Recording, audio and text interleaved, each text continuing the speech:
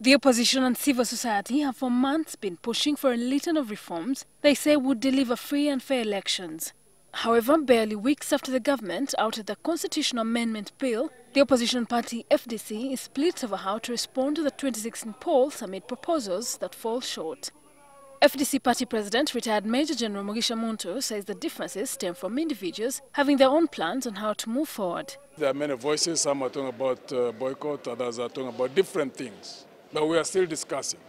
We're going to keep discussing behind the scenes until we see which path is the best to take. His predecessor, Dr. Kizza Besigye, seen as one of the most influential opposition figures in the country, says he and other activists will traverse the country and cause citizens to rally against what he calls a fraudulent election.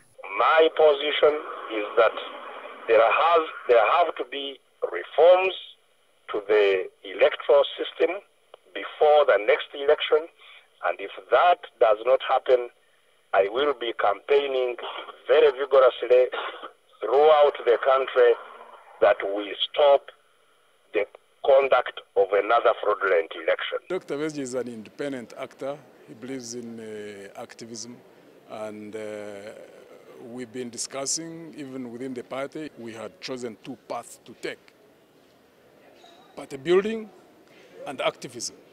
The two are not in conflict. Actually, they are complementary.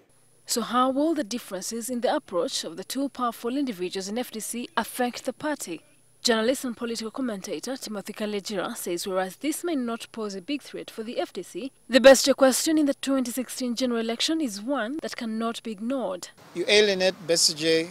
If you're Besigye and Muntu, you basically risk the anger of this large crowd that follows and believes in Besigye. When you yourself already are on slightly shaky ground within the party, you've got to find a way of politely disagreeing with him and then work out the differences in private. Overall, the opposition has also been sending mixed signals on whether it will rally behind a single candidate or that each political party will field its own candidate. Some have come close to calling for a boycott, but that is also being contested. If we are going to participate in an election, it must be an election. And we shall not boycott it. Because boycotting it, he will win, like his neighbor here has won 94%. But the population of Uganda can say no to this fraudulent election.